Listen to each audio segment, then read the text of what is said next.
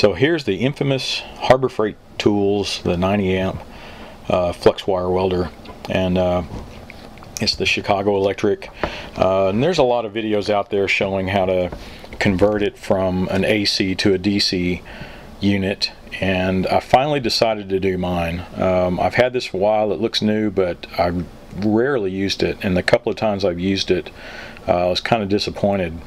So I decided to go ahead and convert it, and hopefully get some better welds and get some practice in on my own skills. But let me show you what I did. So I picked all my components and I was reaching around trying to, see where I'm going to mount everything. And it looked like here on that top deck, it looks like a good spot for that bridge rectifier. If I drill the holes and seat it down inside, everything seemed to fit pretty well.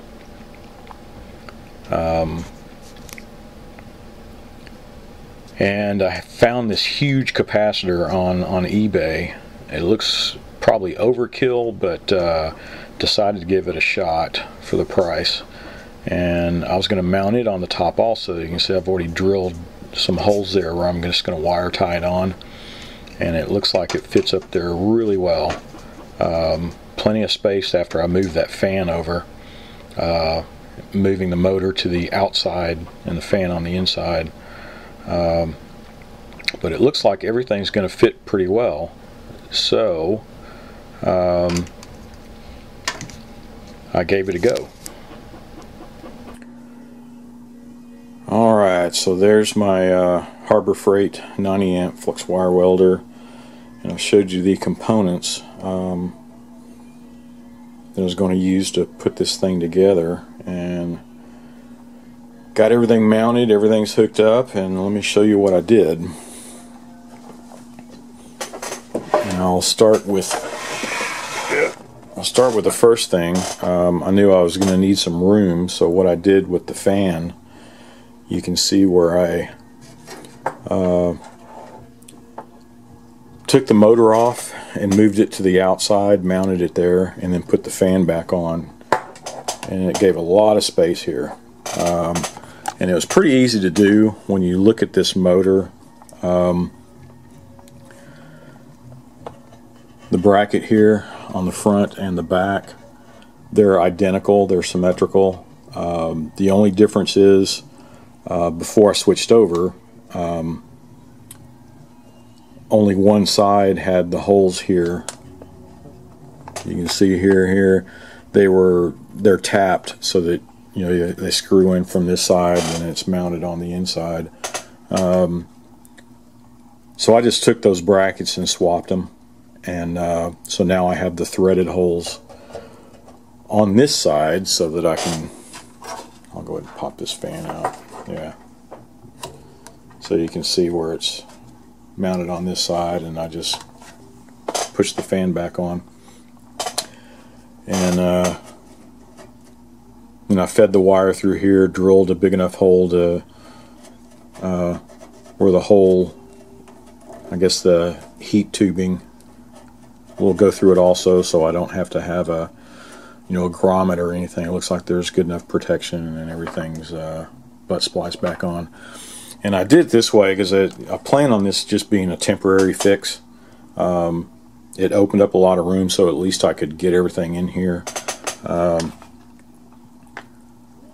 But I'm probably going to switch over to a bigger, box fan or something that'll have a little more CFM and be a little more aesthetically pleasing at that. But this is actually working pretty well, because before, when this fan was up, positioned way over here somewhere, it was blowing a little air, but it felt like it was just blowing hot air around inside. It wasn't sucking anything in through the vent. But with it this close to the vent, it's when you feel it, it's like, okay, it's actually sucking in outside air and blowing it over. So it actually helped. So let's see. Let's move on. Here's where I cut into the cable here, going to the clamp, and this cable here going to your nozzle. to your gun, whatever you want to call it.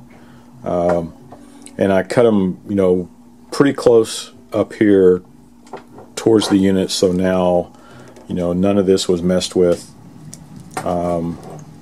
Everything is still spliced in, so nothing has changed with this cable, or nothing changed on the circuit board yet. And that's it. Oh, let's move on to the other side.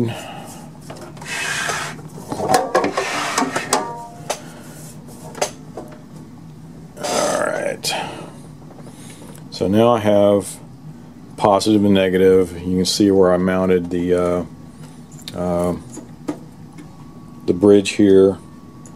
And was it positive on this side, negative on this side? The thing's upside down. So all I did, I just drilled appropriate holes so that the those mounting tabs, you know, under here would slide right on, plus the holes to mount it with. And right now it's just held on with the wire tie. You can see I did that with a number of things until I get the correct hardware. But under here, let's get a light so you can see this. When you look up underneath where the tabs go through, you can see where I shrink wrapped them just to reduce, you know, the chance of any shorting out or anything here on the case. And it all fit pretty well, so positive and negative. And then over here is where I put the capacitor, that big honking thing. And then it has the resistor here, the bleed off, so that it won't, it'll bleed off the power when you turn everything off. And you can see the positive here going to the positive on the capacitor, the negative here going to the negative, of course, and then here we have the positive. This splices directly to your cable going to your clamp, and then the negative here goes down to, if you can see that, so it goes, there's the toroid coil, and that is hooked up in line. It goes to the cable going to your electrode, your little gun there. So now I have DC negative, which is really what you want with the flux core wire welding. So now it's DC negative. Everything's on there, and I'm kind of surprised I still had all that room. But it went together pretty well. And for my first test on it, sorry, trying to do all this one-handed here. I'm going to plug this in. So my first test, of course, you know, when I plug it in and turn it on, you know, the fan will come on. And that's where it's like, okay, now I can actually feel the air. I think it's working much better with it closer to the vents. But everything's turned on, nothing's shorting out, everything was doing good. When I at this point, you can pull the trigger and the motor runs. Everything's working well, and